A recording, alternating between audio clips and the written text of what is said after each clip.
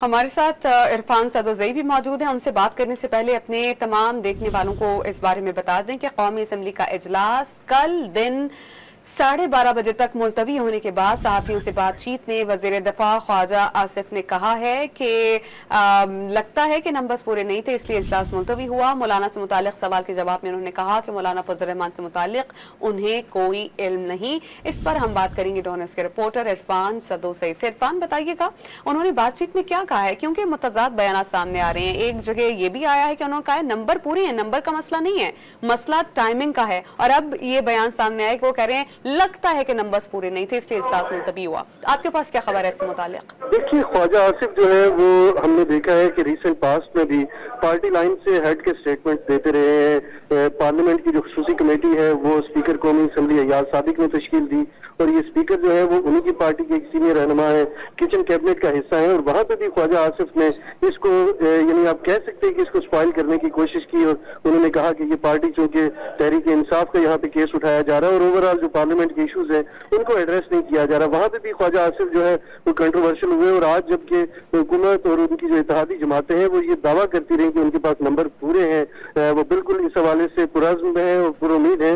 लेकिन इसके बावजूद ख्वाजा आसिफ का जो स्टेटमेंट है ये पार्टी लाइन से हट गया है और मेरा ख्याल है कि पार्टी ने इसको कोई ज्यादा अहमियत नहीं दी। इसी वजह से कि जो रियल इशू सामने आया वो यही था कि मुसव्विदा जो है वो सियासी जमातों को प्रोवाइड नहीं किया गया। लेकिन इसके बावजूद जो बाकी इत्तेहादी जमातें थी उन्होंने इसके ऊपर कोई ज्यादा तनकीद नहीं की, ना ही उन्होंने डिमांड की कि मुसव्विदा हमें मुहैया किया जाए। जो ओवरऑल ब्रीफिंग थी वजीर कानून ने वो दे दी थी, MKM हो ये बाकी जमातें। लेकिन मौलाना फजल रहमान इस बात के ऊपर बजिद थे कि कानून साजी को उजलत में नहीं होना चाहिए, क्योंकि उनके पास ये मौका था अपनी वर्थ दिखाने का, अपना वेट दिखाने का। तो उन्होंने डिमांड जो की वो मुसव्विदे की और मुसव्विदा हुकूमत दिखाना नहीं चाह रही थी, चूंकि ये कानून बहुत ही उजलत में पास होना था। इसलिए मौलाना ने वो डिमांड रखी जो हुकूमत के लिए उसको पूरा करना मुमकिन नहीं था। तो इसी वजह से मौलाना फजल रहमान ने डिलेइंग टैक्टिक्स का यूज किए, अपनी अहमियत बढ़ाई। आज पूरा दिन मीडिया के ऊपर उन्हीं की खबरें चलती रही। उनको कवरेज भी मिल गई, उनको बहुत माइलेज मिला और उनको उनका वेटेज दिखाने का मौका इरफान आज मिला था।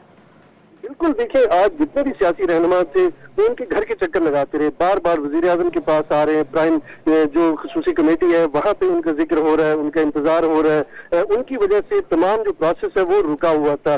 सिर्फ नवाज शरीफ जो है और प्राइम मिनिस्टर वो उनके पास नहीं गए, या आसिफ अली जरदारी जो सदर पाकिस्तान है, इसके अलावा बिलावल भुट्टो जरदारी का नाम ले, या इसके अलावा बाकी जितने भी सीनियर सियासी रहनुमा है, वजीर दाखिला है वो उनके पास गए, मुस्लिम लीग नून के जो वजीर कानून है वो उनके पास गए, तमाम रहनुमा गए। यानी सेकंड की लीडरशिप तकरीबन तमाम वहां पे गई। इसमें बिलावल भुट्टो जो टॉप लीडरशिप में है, उनकी बड़ी एक पार्टी है, सिंध में हुकूमत है, वो भी उनके पास गई, लेकिन वो नहीं माने और बिला आखिर जो है वो आज वो आए। चूंकि मौलाना फजल रहमान एक जमहूरी आदमी है, जमहूरी सियासतदान है, पुराने खिलाड़ी हैं, तो उन्होंने अपना वेट भी दिखाया और इसके बावजूद उन्होंने दलील के साथ बात भी की और उनकी दलील के साथ बात की ये सबूत है कि वो पार्लियामेंट में आए और उन्होंने यहाँ पे अपनी बात मनवाई कि इस कानून को जल्दी में पास नहीं होना चाहिए, इसके ऊपर बहस होनी चाहिए और मैं पार्लियामेंट से बाहर भी नहीं रहना चाहता, पार्लियामेंट का हिस्सा भी बनना चाहता हूँ, लेकिन अपनी शराइत के ऊपर।